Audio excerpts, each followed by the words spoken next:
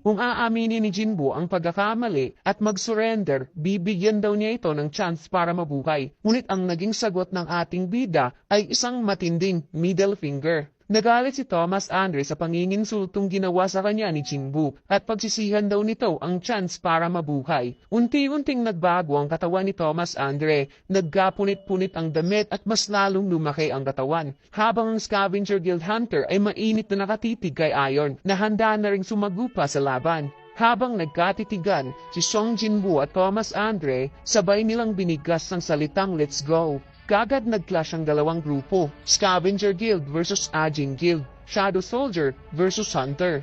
May advantage sa Dabi ang Shadow Soldier, ngunit may advantage rin ang mga Hunter since sila ay mga tao nasa kanila ang advantage ng strategy at timing.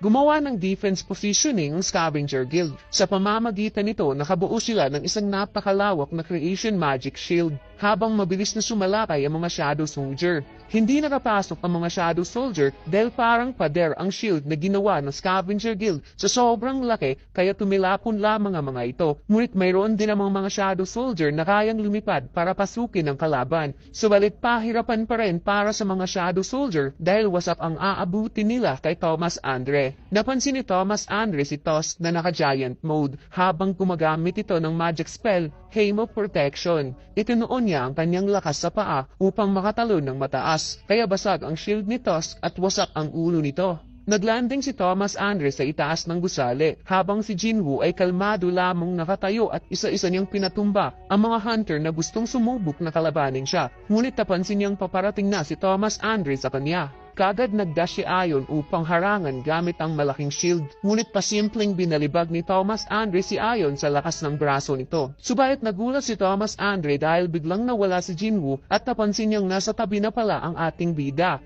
Nagdash si Jinwoo upang mag-unleash ng atake direkta sa katawan gamit ang Demon King Dagger. Ngunit nagulat ang ating bida mga lods dahil hindi man lang bumaon ang Demon King Dagger sa sobrang tigas ng katawan ni Thomas Andre. Kagad sinuntok ni Thomas Andre ang balikat ni Jinwoo kaya tumalsik ito sa itaas at sinabing, "Ano sa tingin mo ang isang national level hunter? Isang joke?" Kaya ipaparamdam daw niya kay Jinwoo ang kaibahan ng kanilang lakas at lalamunin daw ito ng takot.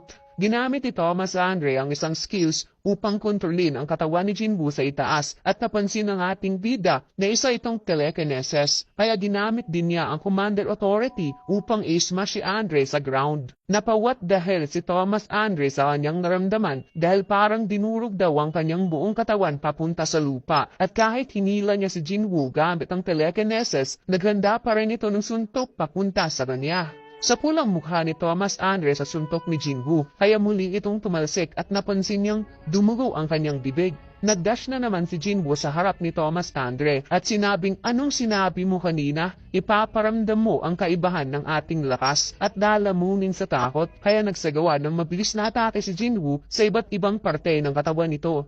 Sinabi ni Thomas Andre, "O sige, hindi na kita mamaliitin," habang unti-unting nag-fully change ang buong katawan nito at binigas ang salitang reinforcement. Lumipat ang eksena kay Mr. White. Gusto ng kanyang kasama na magpaliwanag ito kung ano talaga ang nangyari. Ngunit wika ni Mr. White, wala na daw oras para mag-explain pa siya. Sinabi nito, isa lang daw normal na sibilyan nitong si Mr. White at hindi isang hunter. Dahil kapag ang pangyayaring ito ay lumalaki, ang lahat ng tao ay malalagay sa panganib. Sa moment na ito, naisip ni Jinwoo na si Thomas Andre ay isa sa 4 na tao na nagpo-possess ng kapangyarihan ng isang ruler. At malamang sa malamang, si Thomas Andre ay isa sa mga hunter na nakasurvive sa Kamish Raid. Ibig sabihin, ang 4 na national level hunter ay nagpo-possess ng kapangyarihan ng mga ruler. Naunang sumalakay si Jinwoo ngunit nakita niyang hindi mapipigilan ang ataking ito ni Thomas Andre para sa kanya, kaya umatras ang ating bida.